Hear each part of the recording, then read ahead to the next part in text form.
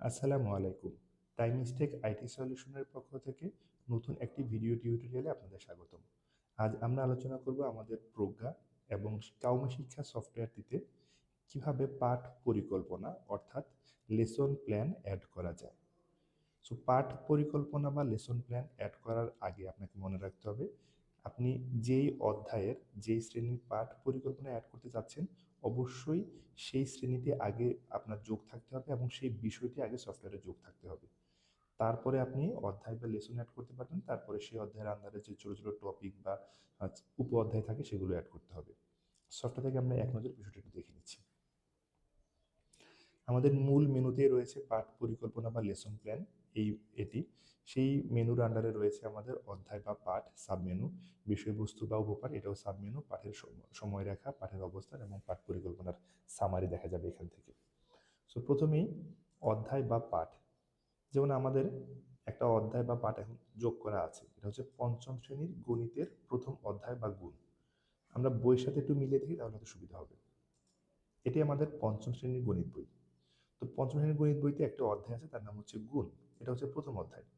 এই প্রথম অধ্যায়কে আমরা বোঝার সুবিধার জন্য তিন ভাগে ভাগ করেছি। এই ভাগটা শিক্ষক তার নিজের মতো অথবা প্রতিষ্ঠানের চাহিদা অনুযায়ী করে নিতে পারবে। প্রথমে ধরা হয়েছে গুণ করার প্রক্রিয়া, এটা হচ্ছে একটি টপিক অথবা হচ্ছে এটাকে বলা যেতে পারে উপপাঠ। যেমন এখানে অধ্যায়ের মধ্যে রয়েছে প্রথম অধ্যায় গুণ, এটা হচ্ছে আমাদের প্রথম অধ্যায় গুণ, এটা রয়েছে। তার পরবর্তীতে আমরা বলেছি গুণ করার প্রক্রিয়া, এটা হচ্ছে উপপাঠ বা টপিক। তাহলে আমাদের উপপাঠ বা টপিক, এখানে আমরা দেখতে পাচ্ছি গুণ করার প্রক্রিয়া রয়েছে, এখানে রয়েছে গুণ করার প্রক্রিয়া। তারপরে আছে সহজ পদ্ধতিতে গুণ করা শেখা, এটা আমাদের যে গণিত বই তার মধ্যেই আছে। সহজ পদ্ধতিতে গুণ করা শেখা এটা আপনাকে ধরে নিয়েছি দ্বিতীয় টপিক। তারপরে আমাদের এখানে রয়েছে খালিঘর পূরণ, এটাকে আমরা ধরেছি তৃতীয় টপিক। এভাবে তিনটি টপিককে আমরা প্রথম অধ্যায়ে ভাগ করেছি, সেগুলোই আমরা এখানে অ্যাড করেছি। গুণ করার প্রক্রিয়া, সহজ পদ্ধতিতে গুণ করা শেখা এবং খালিঘর পূরণ, এই তিনটি ভাগে ভাগ করা হয়েছে। তারপরে আপনার লেসন প্ল্যান যেটা করতে হবে, প্রত্যেকটি উপপাঠ অথবা বিষয়বস্তু ধরে সময় নির্ধারণ করতে হবে, সেটা আমাদের পাঠের সময়রেখা থেকে যোগ করতে হবে। যেমন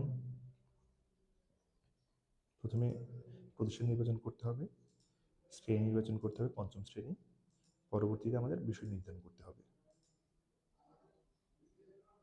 সো আমাদের অলরেডি অ্যাড করা আছে, আমরা দেখিয়েছি গুণ করার প্রক্রিয়া, সহজ পদ্ধতিতে গুণ করা শেখা এবং খালিঘর পূরণ।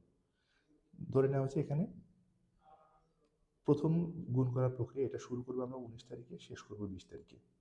সহজ পদ্ধতিতে গুণ করার নিয়ম, শুরু হবে 20 তারিখে, শেষ হবে 21 তারিখে। খালিঘর পূরণ শুরু হবে 21 তারিখে, শেষ হবে 22 তারিখে। অর্থাৎ প্রত্যেকটা উপপাঠের জন্য একদিন করে সময় নির্ধারণ করা হয়েছে এবং মূল যে অধ্যায় তার জন্য নির্ধারণ করা হয়েছে 19 থেকে 21 তারিখ পর্যন্ত 3 দিন সময় নির্ধারণ করা হয়েছে। এভাবে সবগুলো আমরা দিয়ে আপডেট করতে পারবো। তার পরবর্তীতে এই সময় অনুযায়ী, এই যে সময়গুলো নির্ধারণ করা হয়েছে এই সময় অনুযায়ী পাঠগুলো শেষ হয়েছে কিনা সেটা আমাদেরকে যোগ করতে হবে। তো সেজন্য আমাদেরকে প্রথমে আসতে হবে পাঠ পরিকল্পনায়, তারপরে পাঠের অবস্থান এখানে আসতে হবে। পাঠের অবস্থানে আসলে আমরা দেখতে পাবো যে সময়গুলো নির্ধারণ করে দেওয়া হয়েছে সেগুলো আমাদেরকে দেখাবে।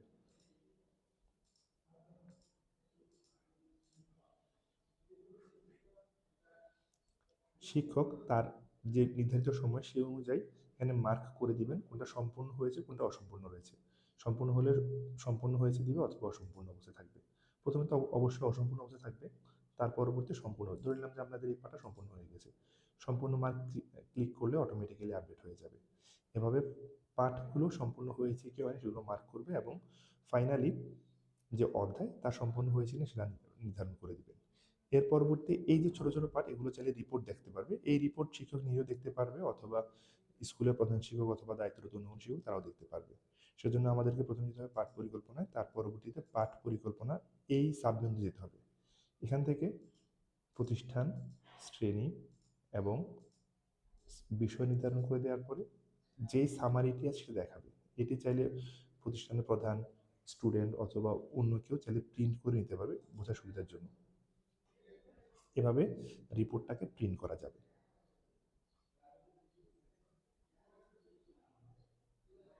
এভাবে রিপোর্টটি দেখাবে প্রিন্ট অবস্থায়। তাহলে চলুন আমরা শুরু করি, নতুন একটি পাঠ পরিকল্পনা যোগ করি সফটওয়্যারের মধ্যে থেকে। ধরে নিলাম আমাদের পরবর্তী বিষয় গণিতেরই, সেটা হচ্ছে ভাগ। প্রথমে হচ্ছে ভাগ করার প্রক্রিয়া। প্রথমে দ্বিতীয় অধ্যায়টি আমাদের যোগ করতে হবে। দ্বিতীয় অধ্যায় হচ্ছে আমাদের ভাগ।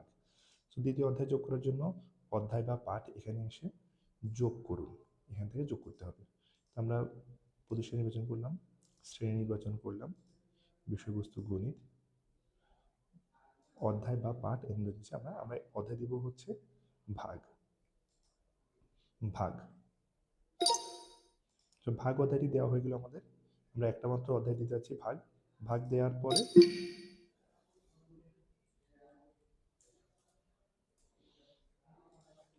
এটা আমরা জমা দিব বা অ্যাড করব।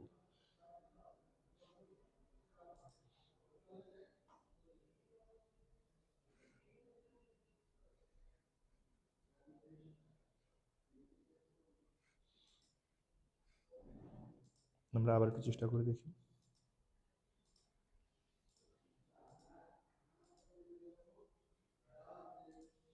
ভাগ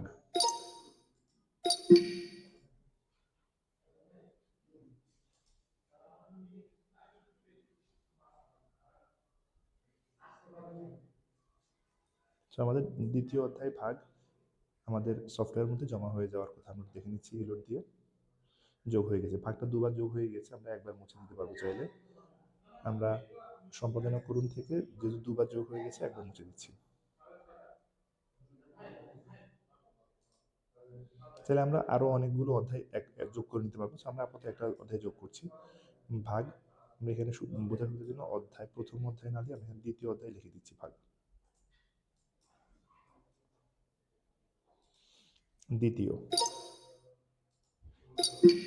দ্বিতীয় অধ্যায় ভাগ যোগ হলো, আমাদের আপডেট দিয়ে দিচ্ছি। দুটো অধ্যায় আমাদের যোগ হলো। এবার আমরা দ্বিতীয় অধ্যায়ের জন্য আমাদের ভাগ করার প্রক্রিয়া এবং আমরা এরপরে যোগ করব ভাগ সম্পর্কিত সমস্যা। এ দুটো সাব টপিক আমরা যোগ করব। বিষয়বস্তু অথবা উপপাঠ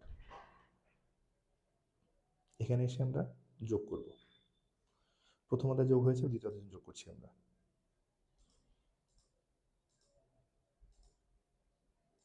বিষয় গণিত অধ্যায়গুলো এখানে আমাদের একা একে দেখাবেন। দুটো অধ্যায় যোগ করেছি আমরা, প্রথম অধ্যায় এবং দ্বিতীয় অধ্যায় এখন হচ্ছে ভাগ আমাদের। বিষয়বস্তু বা উপটপিক এখানে আমরা যোগ করবো। আমরা যেটা বলেছিলাম দুটো উপটপিক আমরা যোগ করতে যাচ্ছি। একটা হচ্ছে ভাগ করার প্রক্রিয়া, সে একটা আমরা যোগ করে নিচ্ছি। ভাগ করার প্রক্রিয়া সে একটা যোগ হয়ে গেলো, ভাগ করার প্রক্রিয়া। যদি আমরা আরেকটু যোগ করতে চাই আমরা যোগ সাইনের মধ্যে চাপ দেব, তাহলে আমরা আরেকটু যোগ করতে পারবো। ভাগ সম্পর্কিত সমস্যা এটা আমরা যোগ করবো এখানে। ভাগ সম্পর্কিত সমস্যা। সো দুটো আমাদের যোগ হয়ে গেল উপটপিক। আমরা যোগ করতে চাচ্ছি না, আমরা এটা জমা দিয়ে দেব। তাহলে আমাদের দেখা যাচ্ছে যে প্রথম অধ্যায়ে ভাগ গুণ ছিল আমাদের, সেখানে 3টা উপটপিক ছিল। দ্বিতীয় অধ্যায়ে ভাগ, এখানে 2টো উপটপিক রয়েছে। আমরা এবার পাঠের সময় রেখাতে এসে ভাগ করার যেই উপটপিক ছিল তার মধ্যে আমরা সময় যোগ করে দেব।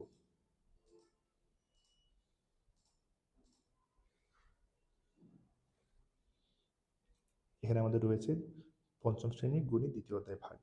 ধরে নিচ্ছি আমাদের দ্বিতীয় অধ্যায়ের পড়া শুরু হবে 21 তারিখ থেকে এবং এটা শেষ হবে, ধরলাম যেটার জন্য 2 দিন সময় নিব আমরা, 22 তারিখে শেষ হবে।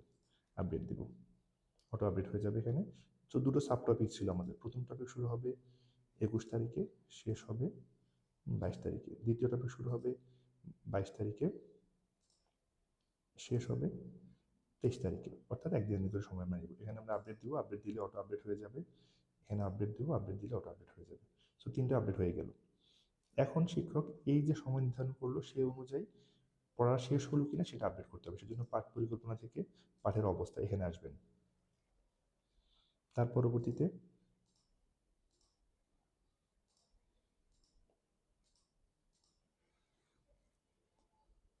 সময় রেখে এখানে অবস্থানটা জানাবে। ধরে নিলাম যে আমাদের গুণ করার প্রক্রিয়া, এটা তো এখানে দেখাচ্ছিল। ভাগের বিষয় ছিল, ভাগ করার প্রক্রিয়া প্রথম অংশটা যেটা আমাদের শেষ করার কথা ছিল 21 থেকে 22 তারিখের মধ্যে, ধরে নিলাম যেটা আমাদের শেষ হয়ে গিয়েছে। তাহলে সম্পূর্ণ হয়েছে বলে আপডেট দিবেন, আপডেট হয়ে যাবে। এই অবস্থায় এই পুরো রিপোর্টটি চাইলে যে কেউ দেখতে পারবে যে এই যে আমাদের পাঠ পরিকল্পনা ছিল তার কি অবস্থা। চলুন বিষয় দেখি।